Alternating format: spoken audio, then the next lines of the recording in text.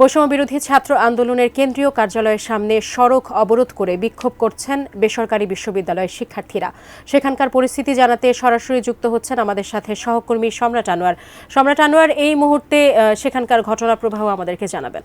যে আপনি জানেন যে আজকে প্রায় যে নতুন ছাত্র সংগঠনটি ঘোষণা করা হয়েছে, সেখানে যে দুটি আহ্বায়ক কমিটি গঠন করা হয়েছে, সেখানে আসলে বেসরকারি বিশ্ববিদ্যালয়ের যে শিক্ষার্থী তাদের কোনো অবস্থান কিংবা পদ সেখানে ছিল না। এবং এরপরে আমরা দেখেছি যে বেসরকারি বিশ্ববিদ্যালয়ের যে শিক্ষার্থীরা তারা কিন্তু বেশ আন্দোলন করছিলেন এবং রাত 10টার সময় আমরা দেখেছি বাংলা মোটরে এখানে তারা সড়ক অবরোধ করছিলেন। তো এখানে যারা বেসরকারি বিশ্ববিদ্যালয়ে যারা এই আন্দোলনের সাথে জড়িত আছেন তাদের মধ্যে একজন আছেন আমাদের সঙ্গে, আমরা একটু তার সঙ্গে কথা বলি যে তাদের যে আন্দোলন ছিল, আপনাদের যে আন্দোলনটা আজকে যে কারণে দাঁড়িয়েছিলেন এবং আগামীকালকে শুনলাম একটা কর্মসূচি দিয়েছেন, সেই বিষয়ে একটু আপনার কাছ থেকে জানতে চাই। আগামীকালকের কর্মসূচি মূলত আজকে যে বেসরকারি বিশ্ববিদ্যালয়ের শিক্ষার্থীদের উপর হামলা হয়েছে সেই পরিপ্রেক্ষিতে দেওয়া হয়েছে।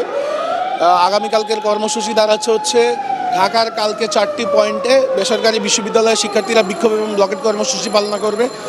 সেটা হচ্ছে উত্তরা, যাত্রাবাড়ি, বসুন্ধরা গেট এবং রামপুরা বাড্ডা। কাঠ ও পিভিসি ম্যাটেরিয়ালের সংমিশ্রণে তৈরি আধুনিক আরএফএল উডিডোর, কাঠের চেয়েও কঠোর।